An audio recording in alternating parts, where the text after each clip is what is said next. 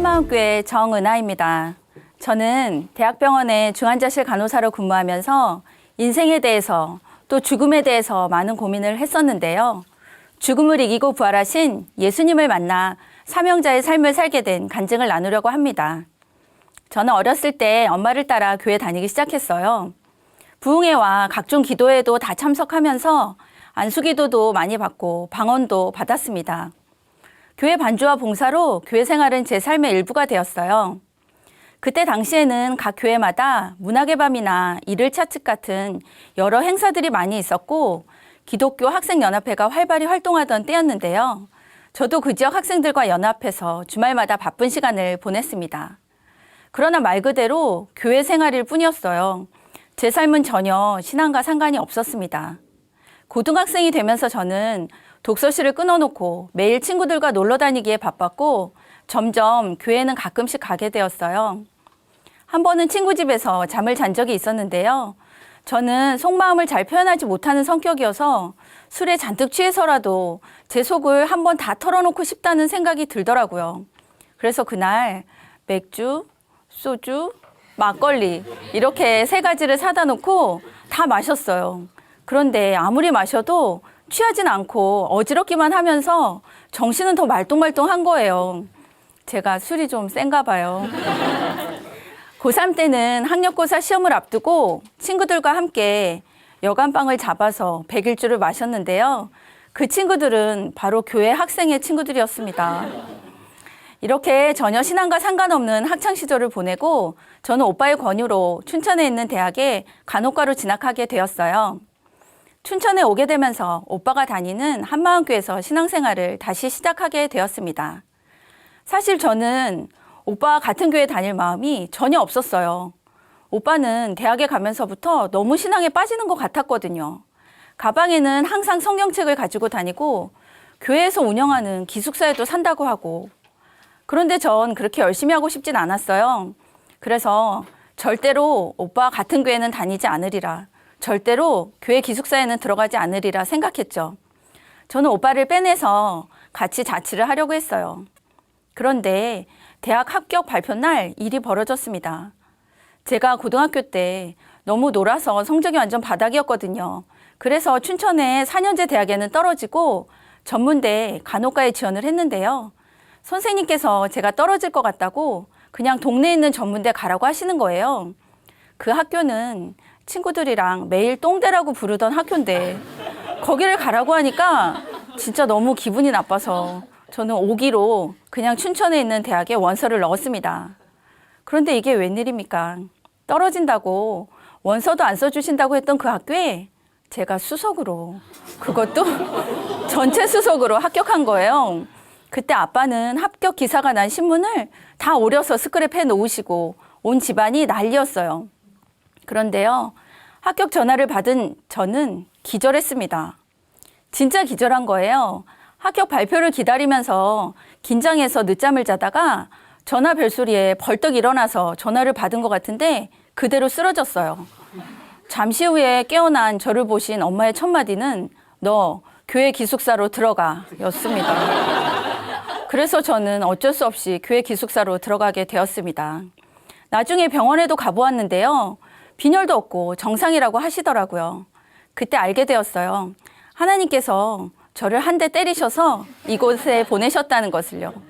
그리고 절대 수석이라는 것은 할 수 없는 저에게 그런 영광을 주신 것은 부모님의 마음을 활짝 열어주시려는 하나님의 계획하심인 것도 알게 되었어요.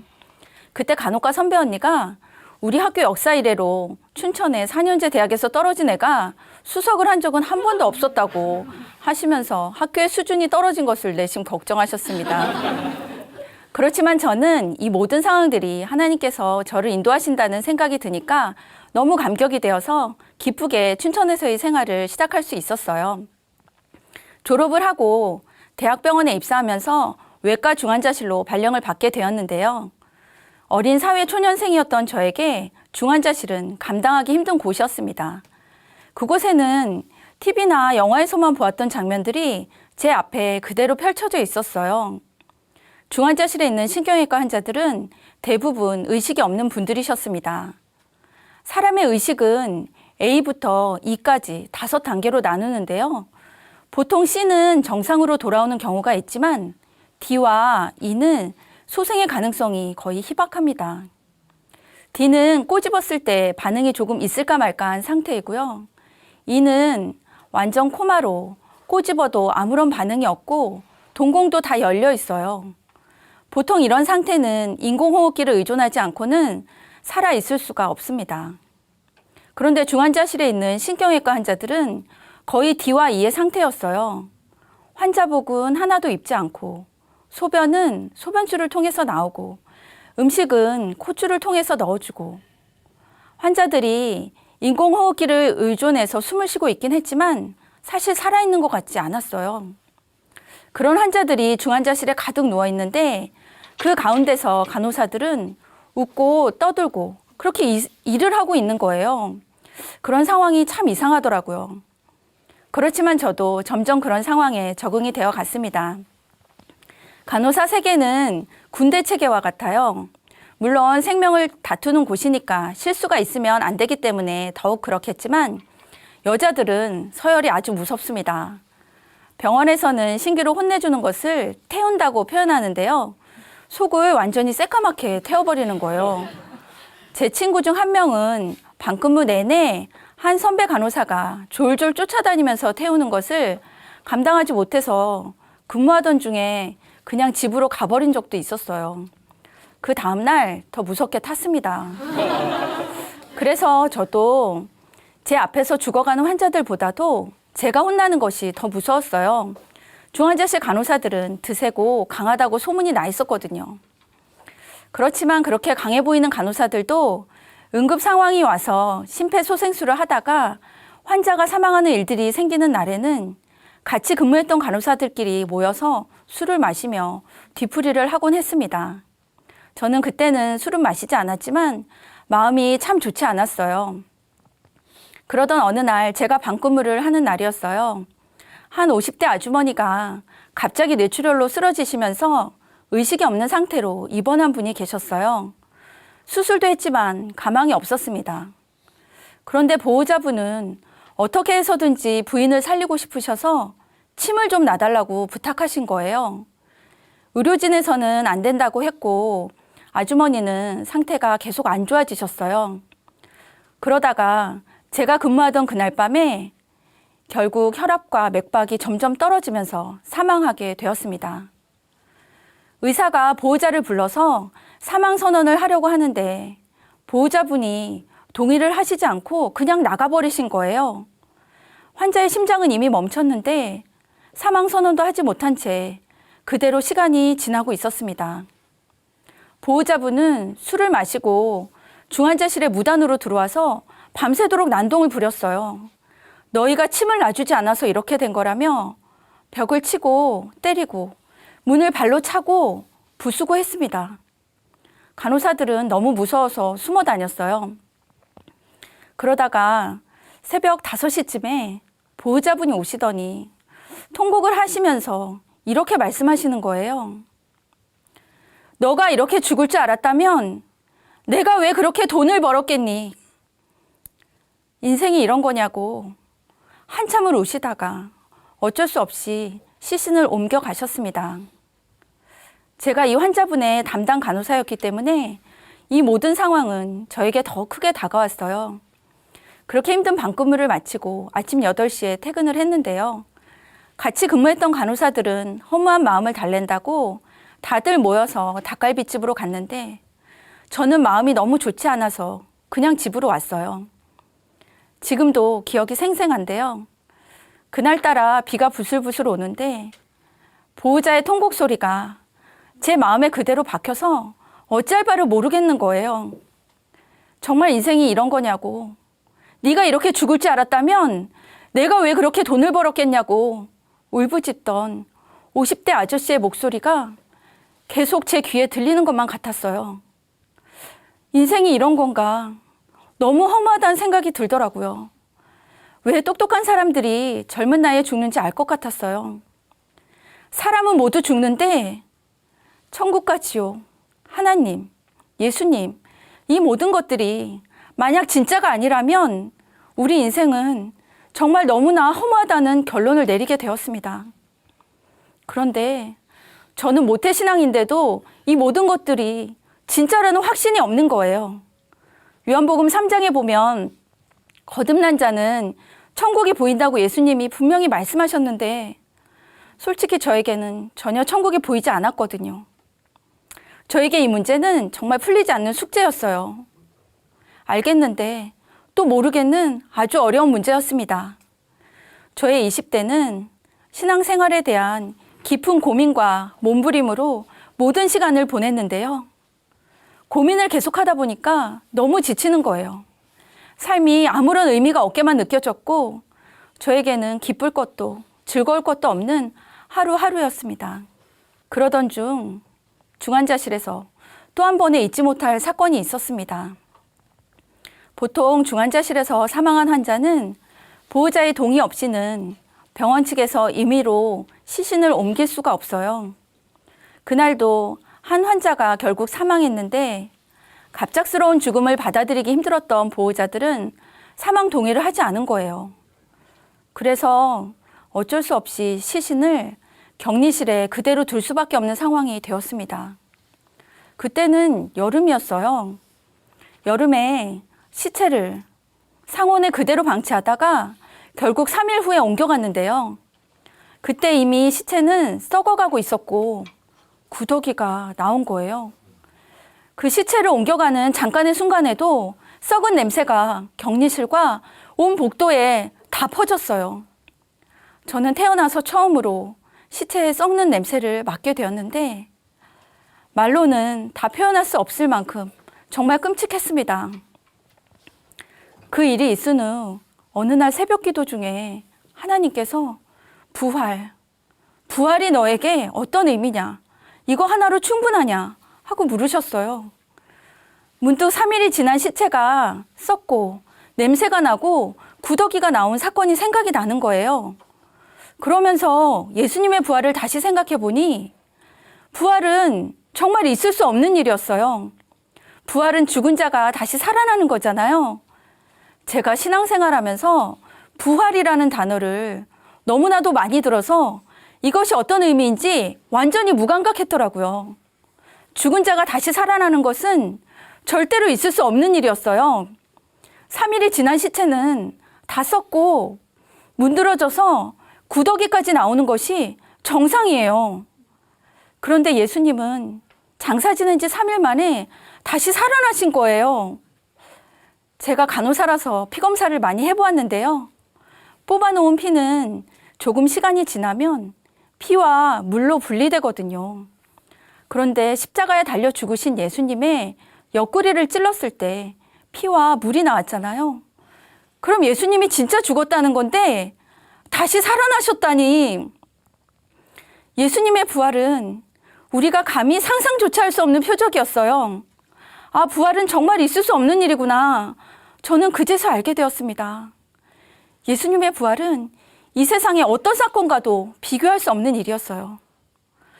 예수님이 부활하셨다는 거, 그 자체만으로도 이것은 있을 수 없는 일인데 부활의 의미를 생각하니까 저는 정신이 하나도 없었어요. 하나님이 정말 살아계시는구나. 이분이 나의 주인이구나. 천국과 지옥이 정말 있구나. 이 성경이 다 진짜구나. 이분이 하신 모든 말씀이 다 사실이었구나. 저는 무릎을 꿇을 수밖에 없었습니다. 이렇게 하나님이 살아계셔서 우리의 주인이시라는 너무나도 확실한 증거를 주셨는데 내가 여전히 주인이 되어서 이분을 믿지 않고 살아온 죄는 이 세상에서 가장 악한 죄였어요. 저는 이 죄를 회개하고 예수님을 제 인생의 진짜 주인으로 모셨습니다. 예수님을 주인으로 모시고 나니까 세상에서 아무런 소망이 없던 저에게 하늘나라의 소망이 부어졌어요. 그토록 보이지 않던 하나님 나라가 천국이 보이기 시작하니까 천국에 쌓고 싶은 소망이 생겼고 천국과 지옥이 진짜 있으니까 빨리 이 복음을 전해야겠다는 마음이 생겨났어요. 제가 이 복음을 알고 난 후에 가장 후회되고 안타까웠던 것은 중환자실에서 죽어가던 환자들에게 이 복음을 전하지 못한 것이었어요. 제가 그때 부활하신 예수님을 정확히 알았더라면 그때 그 환자들에게 다 이 복음을 전했을 텐데, 그러면 그들이 지금은 천국에 있을 텐데 하나 안타까운 마음이 드는 거예요. 그런데 하나님께서 보실 때는 중환자실에 있는 환자들만 죽어가는 것이 아니라 온 세상의 모든 사람들이 어둠 속에서 죽음을 기다리고 있다는 것을 알게 되었어요. 그리고 중환자실에서 환자들의 육체만 간호하는 것이 아니라 이제는 복음으로 모든 사람들의 영혼까지 살리는 것이 바로 저의 사명인 것도 알게 되었습니다. 저는 사명이라고 하면 바울같이 위대한 사람이 받는 것이라 생각했는데요. 부활하신 예수님을 만나니 제가 사명자가 되었어요. 예수님께서 베드로에게 말씀하셨던 것처럼 제게도 말씀하셨습니다. 나를 사랑하면 내 양을 먹이라. 저는 이 말씀에 아멘으로 화답하며 저의 모든 삶을 영혼을 살리고 제자 삼는 것에 드리겠다고 고백했어요. 저는 지금 작은 교회 일꾼으로 하나님께서 맡겨주신 영혼들을 섬기고 있습니다. 처음 작은 교회를 맡겨주셨을 때 한 사람 한 사람에 대한 하나님의 마음을 일방적으로 부어주셨어요. 그중 마음이 많이 힘들었던 한 지체가 있었는데요. 저는 사실 얼굴만 알던 지체였는데 이상하게도 하나님께서 이 지체를 위해서 계속 기도하게 하셨어요. 제가 포기하고 싶을 때마다 이 지체의 마음을 품게 해주셨습니다. 그래서 힘들면 전화도 받지 않고 연락도 되지 않는 그 지체의 집에 무작정 찾아가서 문을 두드리다가 돌아온 적도 참 많았어요. 그냥 그 지체가 잘 있고 별 문제 없이 교회에 잘 나오면 그것만으로 감사했어요. 그렇게 이 지체와 함께한 시간이 3년이 지나고 있는데요. 지금은 공동체와 함께 신앙생활을 잘하고 있는 것을 보면 너무나도 감사합니다. 또 저는 작은 교회 지체들과 함께 시간이 될 때마다 노방전도를 나가곤 하는데요. 하루는 유난히 날씨가 좋고 파란 하늘이 참 예쁘더라고요. 하나님이 지으신 아름다운 가을날에 많은 사람들에게 부활의 복음을 전할 수 있다는 사실이 정말 감격이 되었어요. 그래서 아름다운 자연을 사진 한 장에 담고 이런 글과 함께 제 개인 홈페이지에 올렸어요. 구름 한 점 없는 가을 하늘과 단풍으로 물든 예쁜 거리를 보면서 전도할 수 있는 시간을 주심을 감사합니다. 그런데 이 글과 사진을 보고 중환자실에서 함께 근무했던 친구로부터 오랜만에 연락이 온 거예요. 이 세상에서 천국 생활을 하는 너의 기쁨이 느껴진다고. 너의 여유로운 마음이 정말 부럽다고. 나는 이 세상을 무엇을 위해 살아야 할지 모르겠다고. 결국 저는 이 친구를 만나서 복음을 전할 수 있었습니다. 저는 중환자실에서 생사로 오가는 수많은 환자들을 간호하면서 인생과 죽음에 대해서 고민했었어요. 사람은 모두 죽는데 다시 살아난 사람은 아무도 없어요. 그런데 죽음을 이기고 다시 살아나신 예수님, 이 부활하신 예수님을 만나 어둡고 허무했던 제 인생은 빛이 되었습니다. 그리고 이제는 육체를 살리는 간호사일 뿐 아니라 부활을 선포하여 영혼까지 살리는 간호사가 되었다는 사실이 얼마나 기쁘고 감사한지 모르겠어요. 앞으로도 저는 부활하신 주님이 주신 사명을 감당하며 살아가겠습니다. 감사합니다.